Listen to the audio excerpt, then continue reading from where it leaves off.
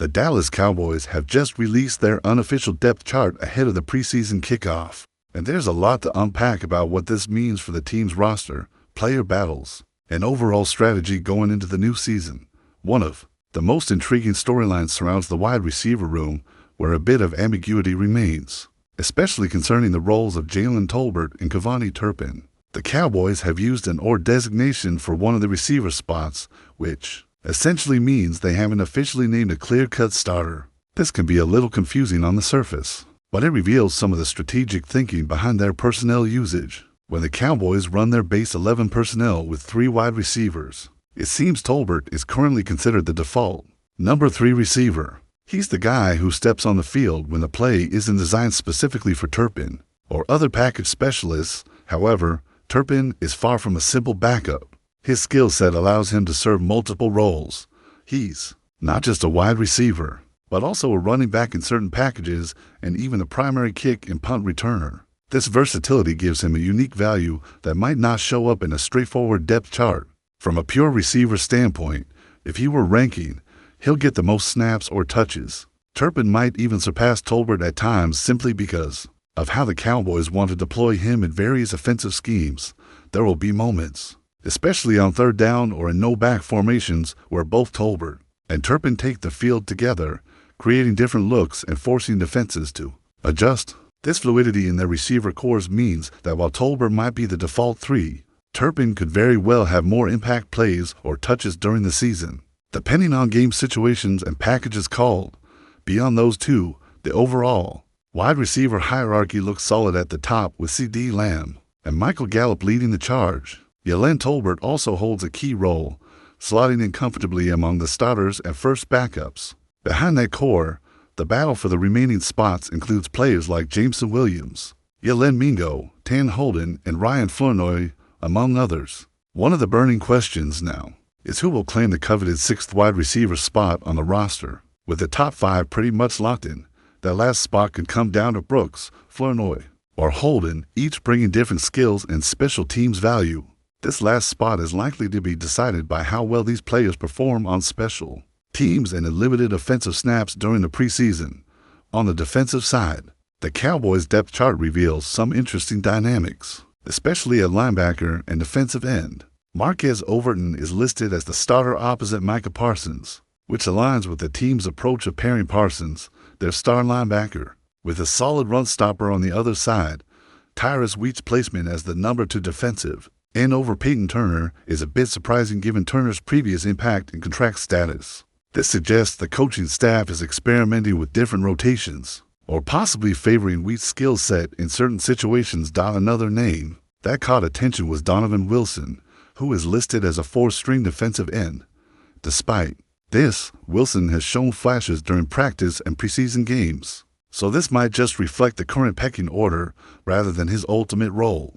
The defensive line rotation seems set to be a group effort, with multiple players rotating opposite Parsons to keep pressure constant and fresh. The left side of the defensive line looks particularly loaded with talent, and it's likely all 4 players listed there will make the final roster. On the right side, however, competition is tighter, and it's possible only one player makes the cut, though Peyton Turner's contract situation might give him an edge. Rookie Houston has shown promise during preseason practices and games, but his current low placement on the depth chart seems out of sync with his potential. Coaches might just be using these listings as a snapshot with plans to shuffle things. As the season progresses, cornerback depth remains an area of concern for the Cowboys.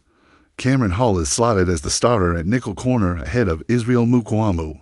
However, the true hope for stability in the nickel position may rest with Darren Bland, assuming he can return healthy and ready. The team has been switching Bland between outside and nickel corner positions, trying to maximize their defensive backs' talents. Unfortunately, injuries and lack of depth have left the secondary somewhat thin. Kyler Elam, Kalen Carson, and Andrew Booth are key contributors, but have all dealt with injuries, which raises questions about the durability and consistency of the Cowboys' cornerback group. Younger players like Bruce Harmon and Troy Pride have been getting reps, but have yet to truly prove they can hold down starting roles consistently. Zion Johnson has been used primarily in safety and nickel packages rather than traditional corner roles. underscoring how the coaching staff is trying to plug holes and make the best of the talent they have. Overall, this is a position group that will need to perform above expectations to keep the defense sharp, especially early in the season when injuries are a risk. In the linebacker unit, Kenneth Murray and Jack Sanborn appear as the two primary starters, with Maurice Liafa and Diane Clark competing for time as well. Murray missed some time recently due to the birth of his child, but otherwise, he and Sanborn seem to be the cornerstone of the linebacking corps.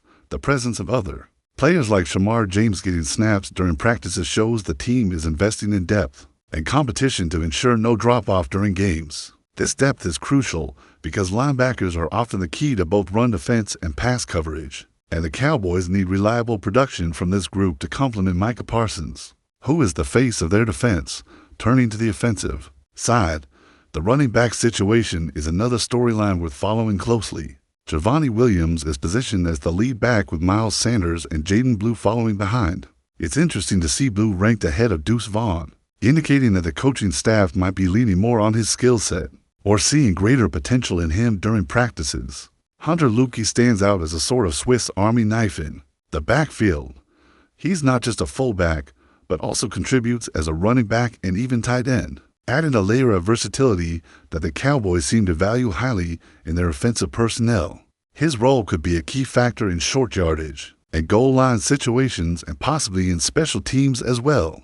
The offensive line depth chart reflects a mix of veteran presence and young talent, though there are some injury concerns. Tyler Smith's absence due to injury has opened up opportunities for players like Brock Hoffman to get more snaps at left guard. The starters comprising players like Tyler Smith, Zach Martin, Tyler Biadasz, and Terrence Steele are mostly set, but the real intrigue lies in how the backups and second-string linemen will step up.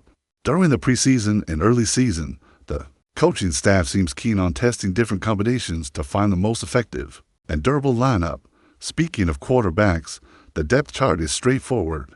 Dak Prescott remains the undisputed starter, but he is unlikely to see much, if any, playing time during the preseason as the team wants to keep him healthy for the regular season. Cooper Rush is next in line, expected to take the reins during the preseason games.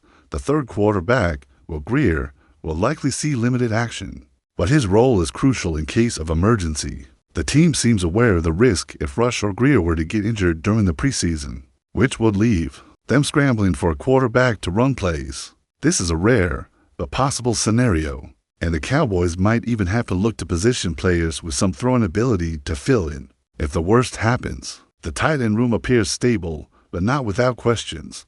Jake Ferguson and Luke Schoonmaker lead the group, with Peyton Hendershot and John Stevens also contributing. There's a bit of a flip-flop on the depth chart between Stevens and Princeton Fant, as the latter has been more active in recent practices and preseason reps. Undrafted free agents Ronaldo Fairweather and Tyler Neville are fighting to carve out roles and prove they belong in the mix. Tight ends will be critical in both blocking schemes and as passing targets, so how these players develop could impact the Cowboys' offensive dynamics. Defensive tackles are an interesting group with some under-the-radar names. Osa Odiazua leads the depth, followed by Solomon Thomas and Neville Gallimore. Gallimore, in particular, might be one of the more overlooked players on the roster, quietly making a case for himself. Others like Mozzie Smith and Quinton Bahana add depth and rotational options. The defensive line's versatility is evident, with many players able to shift between one technique and three technique roles depending on the situation, which adds tactical flexibility to the defensive front. In the safety group, the Cowboys have continued some of their previous trends on the depth chart that could be a little puzzling. Marquise Bell is listed behind Malik Hooker, but many believe Bell is more of a strong safety, while Jaron Kearse can fill the free safety role better. The team also has Wanya Thomas and Israel Mukwamu as part of the safety rotation, with Donovan Wilson getting some snaps mostly in nickel safety roles. Special teams players like Brandon Aubrey, Brian Anger, and Trent Sieg are expected to contribute consistently, rounding out the roster's depth. Final